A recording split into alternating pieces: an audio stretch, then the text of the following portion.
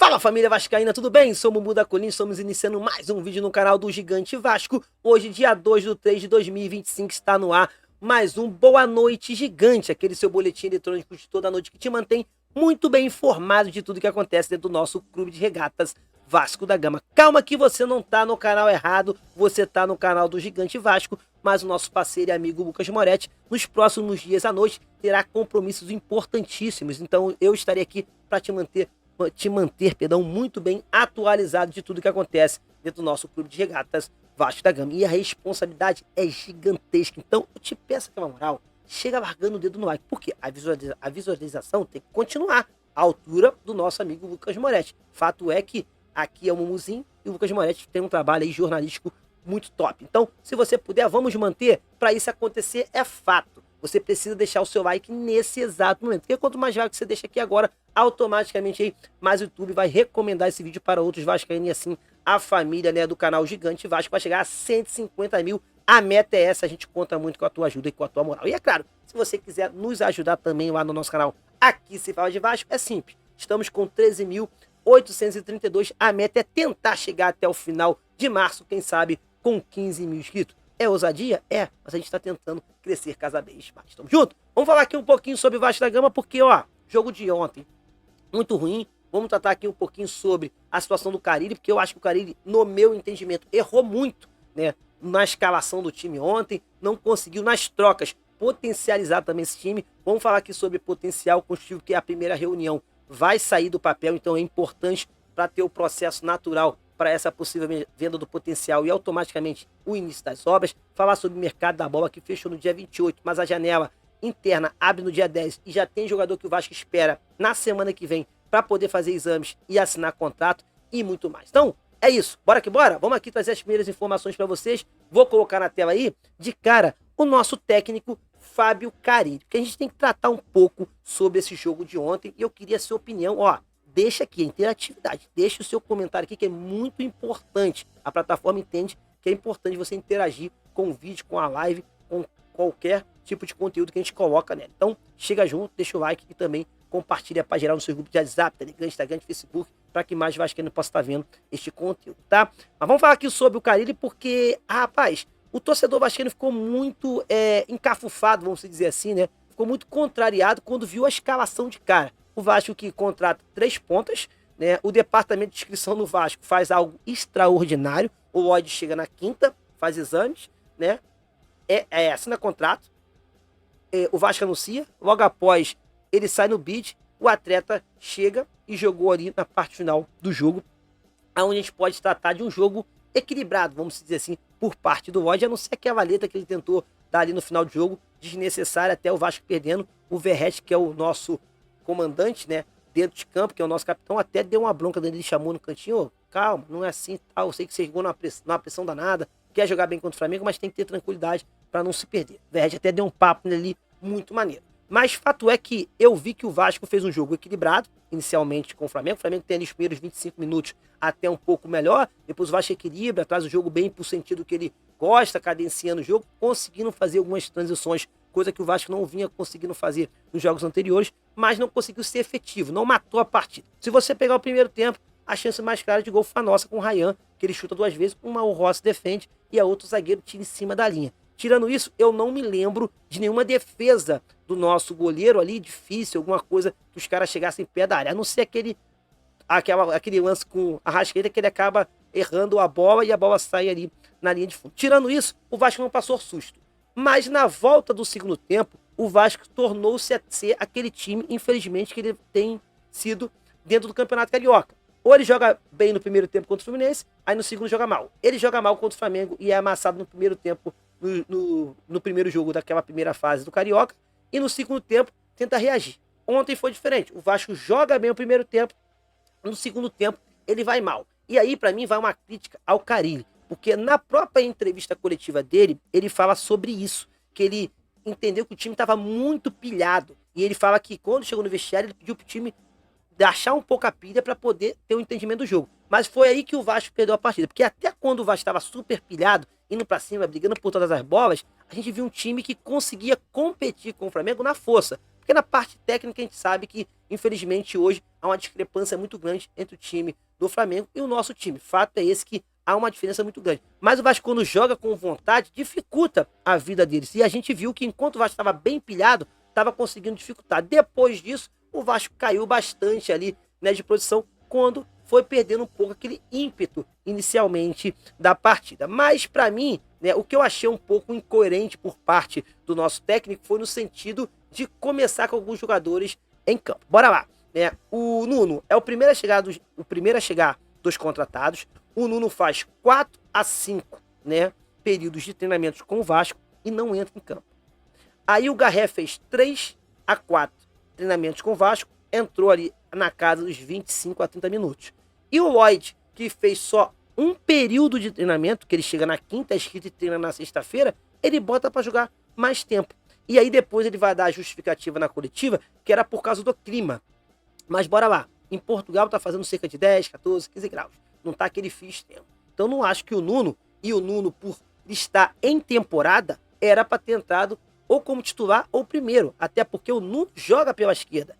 E o Lloyd joga pela direita. Ele pode jogar pela esquerda. Então o torcedor questionou muito as mexidas do técnico Carille, que acabou não tendo efeito inicialmente, né, com aquele tripé com 3 volantes. E quando ele muda, descaracteriza os 3 volantes, ele também não consegue extrair nada desses jogadores. E aí é minha preocupação, quero que você comente, coloque aqui nos comentários a sua opinião. Fato, a minha opinião é que eu não consigo ver luz, né, no fim do túnel, ou não consigo ter ali uma esperança de que o Carille vai conseguir extrair tudo que esse time possa entregar. Eu não acho hoje que o elenco do Vasco é um elenco horroroso, ruim. Eu acho que o elenco precisa aí ainda de algumas peças, mas não é um elenco horroroso. Para mim, o elenco do Vasco, do ano passado para esse, evoluiu bastante. E a gente já viu alguns elencos piores do que esse, com o Marco Júnior, o Ribamar, né, com o Morato, bater de frente com o Flamengo, ganhar de 3, empatar de 4 a 4. Então a gente já viu times piores do que esse enfrentar, né, um Flamengo muito mais forte e conseguir vencer e até empatar. Agora o Vasco com um elenco, né, tudo bem, que é melhor do que aquele que a gente tinha, mas ainda inferior ao do Flamengo, sucumbir. O Vasco não consegue, de forma alguma, vencer o Flamengo ou sequer passar essa impressão que vai vencer. E infelizmente a gente vê a mídia, né, convencional massacrando o Vasco. Aí eu entendo que, por um lado, a gente sabe que é um clubismo por parte de alguns, mas fato é que o Vasco tem que mudar a postura. Enquanto não mudar a postura dentro de campo, as coisas não vão acontecer. E para a gente finalizar esse assunto e passar para os outros, é importante mudar a postura, não só física, jogo, mas a melhor postura que tem que ser mudada no Vasco tá aqui, ó, é o mental. Hoje o Vasco é um time muito desestabilizado mentalmente. A culpa antigamente era do Léo, que tinha um mental fraco. O Mike, que tinha um mental fraco e era pesado. O Mike e o Léo já são do Vasco. E parece que o time do Vasco não consegue evoluir. A parte mental do Vasco é algo preocupante. O Vasco, quando toma um gol, acabou o jogo. Acabou o time. Se perde, bate cabeça. E isso é importante destacar para vocês que tem que melhorar. E o próprio Carille disse que isso é um trabalho que ele tem que evoluir. Então, ó, tem que evoluir muito rápido, porque eu não consigo ver o entendimento do Vasco da Gama, de certa forma, pegando, né, eu não consigo ver, de certa forma, o Carille pegando esse time do Vasco e fazendo com que esse time do Vasco possa evoluir. É uma opinião minha. Coloca tu aqui nos comentários que eu quero entender, porque a opinião que eu tenho é que o Carille não vai conseguir dar crescimento, né, por completo desses jogadores. Eu acho que ele não vai conseguir desempenhar ou fazer o potencial desses caras, né, ser ali aflorado para que a gente possa ter um time mais competitivo, tá bom? Vamos falar aqui de outros assuntos importantes também que a gente tem que tratar para você, porque sim, né, foi uma informação ontem que tá aqui, ó, o Vasco adiantou o pagamento dos jogadores e funcionários da SAF, tá bom? Que atualmente sob o regime de CLT.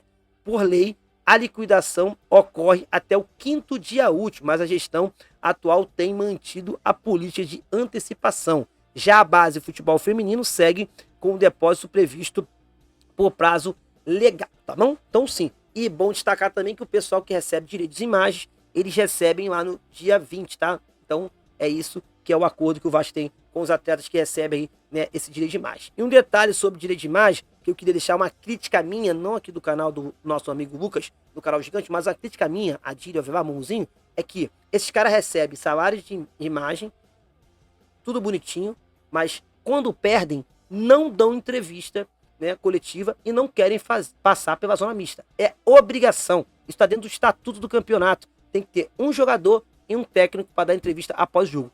Ontem, mais uma vez, após uma derrota, ninguém apareceu para fazer a zona mista. É uma crítica minha. É totalmente errado esse tipo de atitude, tá bom? Mas, vida que segue.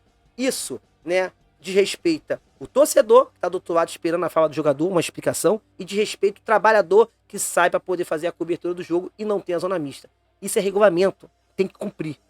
Depois vão querer criticar, vão querer obrigar juiz a dar entrevista. Aí vão falar, o juiz não dá entrevista. O jogador também não está querendo dar. Por que o juiz vai dar então? Como é que a gente obriga, força uma coisa a melhorar de um lado, se o lado que já tinha a obrigação de fazer, não quer fazer mais? Então, para mim, está totalmente errado. Tamo junto? Mas vamos tratar de outro assunto aqui importante, que quarta-feira tem jogo da Copa do Brasil. E sim, Vascão da Gama que pega ali o Nova Iguaçu dentro do Newton Santos, joga a partir das 21h30 na quarta-feira. Jogo importante que eu já digo pra você aqui de cara, é minha opinião. Obrigação ganhar do Nova Iguaçu. Ah, Mamu, o Vasco não ganha do Nova Iguaçu há 2 anos e meio, 3 anos. Ok, mas é obrigação. O time grande é o Vasco, o time que tem o melhor investimento é o Vasco tem a obrigação de ganhar. Se vai ganhar de 1-0 no sufoco, se vai ganhar de 10-0, tem a obrigação de ganhar e se classificar. E é bom destacar, o Vasco passa muitos sustos na segunda fase da Copa do Brasil. Foi assim com o Juazeirense, quando o Vasco foi eliminado pelo time baiano. Foi assim com o ABC, quando o Vasco foi eliminado pelos pênaltis. Quase foi eliminado pelo Água Santa no ano passado também, na segunda fase. Então o Vasco passa muitos sustos nessa fase agora. E sim, eu entendo que você do outro lado tá assim, caraca, o Vasco contra o Nova Iguaçu não tá conseguindo desenvolver. Eu até fiz essa pergunta por Carlos, né, que é o técnico do Nova Iguaçu, naquela partida que o Vasco empata no Carioca. Eu falei, cara, vocês estão uma pedra no sapato do Vasco, porque o Vasco não tá conseguindo mais performar contra vocês. Ele disse que estuda bastante o time do Vasco, que fica feliz por estar conseguindo neutralizar o Vasco. Ele fala também que tenta neutralizar os outros clubes grandes do Rio de Janeiro dentro do campeonato, mas que com o Vasco tem encaixado melhor esse pensamento e ele fica feliz pelo trabalho dele estar sobressaindo. Agora, fato é, Copa do Brasil tem que virar chave, é um outro campeonato, o Vasco tem a obrigação de se classificar. Que isso, Mumu? Futebol não é uma conta 2 mais 2 é 4. Não é, mas o Vasco tem obrigação. O Vasco tem o melhor time, o Vasco tem o melhor investimento, mesmo não sendo um investimento vultuoso, gigantesco, mas sim, eu respeito muito a instituição do Nova Iguaçu, gosto muito, elogio sempre aqui nos meus vídeos lá no meu canal que só de Vasco sobre o Nova Iguaçu, que tem uma estrutura muito top, que está conseguindo investir em jogadores muito bem, mas a obrigação é do Vasco e não do Nova Iguaçu. Se o Nova Iguaçu passar, é o azarão que passou. O Vasco passando é a obrigação que tem que ser feita. Essa é minha opinião. Tamo junto? E para tratar ainda sobre Copa do Brasil, saiu aí a arbitragem, meu Jesus do céu. Ai, papai, saiu a arbitragem para ir, né, pro jogo da Copa do Brasil. Aqui, definido a arbitragem. A CBF escalou Anderson Daronco para apitar Nova Iguaçu e Vasco pela segunda fase da Copa do Brasil. A gente sabe, né, como o Daronco atua, né? A gente viu o Daronco expulsando simplesmente o Lisca parado na beira do campo, olhando por nada. Ele foi lá, expulsou porque ele foi o Lisca xingou ele. A câmera pegou que nada aconteceu. Lembro de um jogo entre Vasco e Bragantino, um pênalti escrachoso em cima do Orediano, ele não deu, né? E o Gustavinho faz um gol e empata pro Bragantino aquela partida pelo Brasileirão, né, válida de 2023. Isso. Então assim, a gente sabe que teve o jogo do Santos, pisa na bola, aquela confusão toda, ele não controla a partida. Então a gente sabe que é um cara que, infelizmente, aí sempre entrega um jogo com pouca qualidade. Fato é que não só é culpa dele.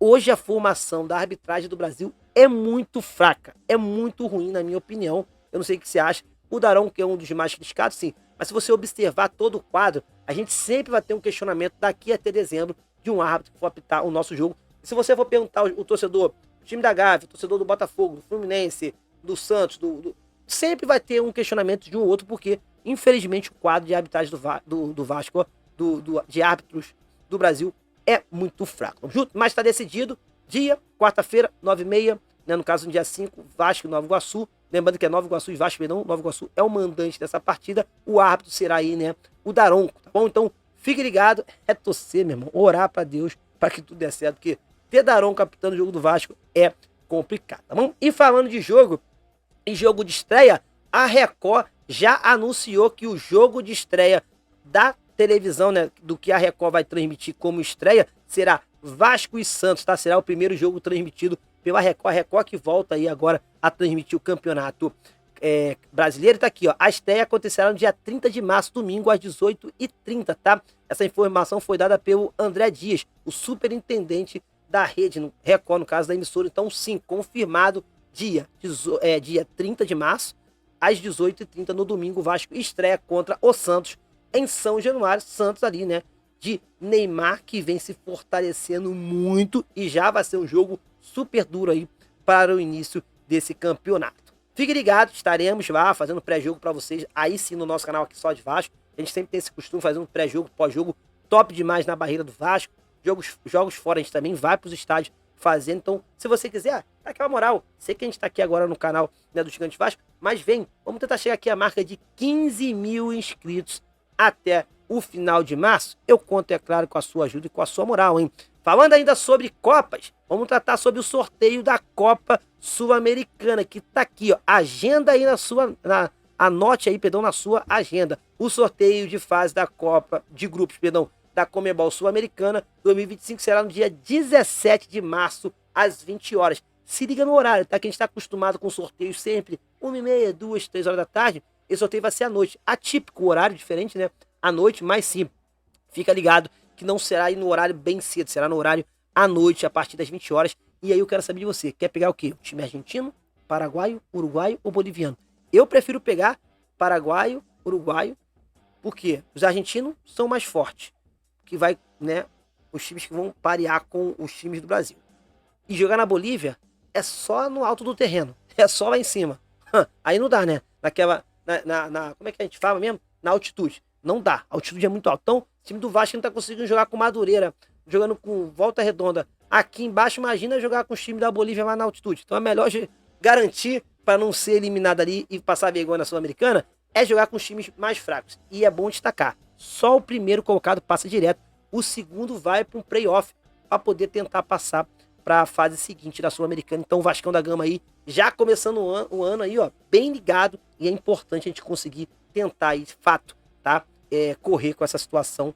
E sim, esse sorteio é importante ali pra gente tentar pegar os times mais tranquilos e passar de fase, valeu? Vamos trazer aqui informações sobre a primeira reunião, tá? Tá aqui, ó, prezados membros do Conselho Consultivo de São Januário. Convocamos a primeira reunião do Conselho a ser realizada no dia 12 de março, às 15 horas, no auditório da Campanha Carioca de Parcerias e Investimentos, localizado na rua Sacadura Cabral, 133, né, no bairro da Saúde. No pé ali do Morro da Providência, próximo da Praça Mauá e também ali da Praça da Harmonia, fica entre as duas, ali também próximo ao Hospital Servidores, no centro do Rio de Janeiro. Então fique ligado que vai ter essa reunião, é a primeira onde vai ter o representante da Prefeitura, do Vasco da Gama, da Associação de Moradores, para começar a entender de fato o impacto que vai ser essa nova construção ali, onde é o atual São Januário, o impacto na comunidade, no entorno, as obras do entorno. Agora vai começando aí, passo a passo, esse projeto andar, porque isso é um processo obrigatório, tá bom? Dentro da possível venda do potencial e assim o início das obras. O Vasco possivelmente deve fazer uma enquete para entender se vale a pena ou não chegar e fazer ali, né, o início das obras no meio do ano ou só no início do ano que vem. Então aguarde, que o presidente Pedrinho até confirmou isso, que possivelmente vai fazer essa enquete. E aí, será que sai esse ano o início ou só a partir do ano que vem? Coloque aqui, vamos iniciar a enquete antes do presidente? Coloque aqui o que você acha que a gente vai estar aí debatendo junto, tá? E agora a gente vai falar sobre o mercado da bola, porque sim, o Vasco renovou o contrato, né? Ou na verdade, fechou o contrato, não renovou, ele estava por empréstimo no Vasco. O Vasco agora firma contrato com o David até o final de 2028. Anteriormente estava emprestado pelo Internacional, o Vasco tinha uma obrigação de compra, ele se machucou, o Vasco já formalizou o contrato até final de 2028. Lembrando que o David tem a prisão de volta agora em agosto de 2025. Eu fui falar, né, com o departamento médico do Vasco, o que me foi passado é simples. Ó, o David tem uma recuperação extraordinária.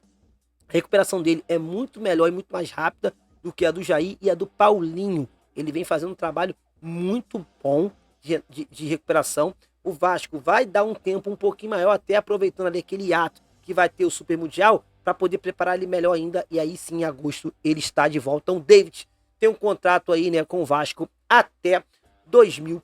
2028. E tratando sobre renovações, tudo ok, só falta assinar. O Vasco vai dar uma renovação aí para o goleiro Léo Jardim até o final de 28, com um gatilho até o final de 2029. A gente trouxe essa informação até num vídeo aqui no canal do Gigante Vasco, lá atrás, em exclusividade. Agora ela está sendo repercutida aí por mais portais. Fato é que até o final de 2028 o Vasco vai firmar contrato com o Léo Jardim, com um gatilho até o final de 2029. Por que isso? Ele poderia, de fato, assinar um pré-contrato até o meado desse ano. Então o Vasco trabalha ali para que isso não aconteça, mas também tinha um gatilho, até onde a informação anterior à nossa, que existia um gatilho ainda esse ano para ele renovar até o ano que vem. Só que o Vasco quer arrastar esse contrato até 2029. Sendo assim, caso aconteça, ele será o jogador que tem um contrato mais longível com o Vasco da Gama. Merece, é bom goleiro, tem suas dificuldades com o pé, tem, mas eu acho que é muito bom goleiro. Tamo junto? E falando sobre chegadas, tá aqui, né? Brian Palacios é esperado no Vasco até o final dessa próxima semana. Ele que é um atleta que já estava tudo certo com o Vasco da Gama, entre Vasco e Atlético. Ele ficou meio receoso, até por ter uma adaptação melhor lá a Minas Gerais. Queria continuar no Atlético e jogar, mas o Atlético contratou muito pontas ali, então ele vai ter pouca oportunidade, pouca minutagem. Então o Vasco está trazendo ele por empréstimo, um jogador que o Atlético deu uma seguradinha, muito por causa das finais agora, dos jogos das finais do Campeonato Mineiro. Então agora, finalizando esses jogos, ele deve estar chegando aqui ao Rio de Janeiro. A previsão, quem sabe, é que ele chegue até o final da semana que vem para fazer exames e aí sim, né, ter ali um contrato com o Vasco inicialmente por empréstimo, caso ele chegue na meta que o Vasco quer. O Vasco ali poderia ter até uma possível compra ou uma opção de compra ali com passe pré-fixado. Ainda não ficou bem esse acordo, mas pode ser aí movimentado esse acordo durante a temporada ele for jogando. Tamo junto? Então é um atleta que é esperado até o final da semana que vem. E outro aí sim, de fato, que pode deixar o Vasco da Gama, que também tem contrato até o final desta temporada, é o Jair. Clubes da MLS, lá do futebol americano, estão de olho nele. Lembrando que ele pode assinar um pré-contrato agora em julho, porque ele é da época das contratações de Paulo Brax. Então todas as contratações daquele período de Paulo Brax lá no início da SAF terminam o contrato agora em 25 no final. Então todos eles podem assinar um pré-contrato. O Vasco, agora após a janela internacional, corre para renovar com o Jair, com o Paulinho, com o Puma Rodrigues, entre outros atletas que o Vasco ali está tendo um entendimento para que possa renovar aí, quem sabe por mais 2 anos, pelo menos, tá bom? Então, esse é um que poderia estar deixando o Vasco. E sim, para finalizar aqui, né, o nosso vídeo, né, a gente vai trazer uma fala do próprio presidente Pedrinho, falando sobre uma possível não renovação, de fato, ali, né, de Dimitri Payet. Vamos ouvir aqui o presidente Pedrinho falando sobre isso. Bora lá. E ele tem me surpreendido dia a dia, assim, com o profissionalismo dele, entrado em forma, né, se dedicado. Mas é um caso que a gente vai avaliar mesmo na reta final do seu contrato, assim. Eu não posso te precisar agora o que vai acontecer com ele.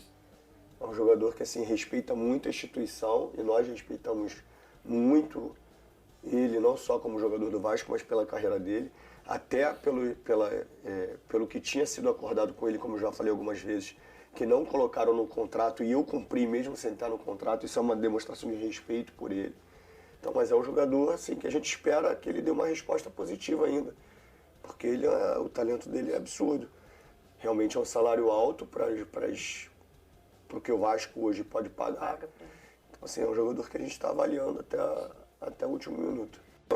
Então tá aí, né, um jogador que a gente está avaliando até o último minuto. Então é isso, rapaziada. Essas são as informações de momento aqui do canal do Gigante Vasco, né, aquele seu Boa Noite Gigante, para você ficar muito bem informado. Gostou? Chegou até aqui? Se inscreva, deixa o seu like, a meta é chegar a 150 mil no canal do Gigante Vasco. E é claro, aqui no nosso canal, aqui o Silvava de Vasco, também temos meta. Se você puder migrar para cá e nos ajudar, se inscreva. A meta é chegar aqui a 15 mil, quem sabe, até o final do mês de março. Tamo junto, ó!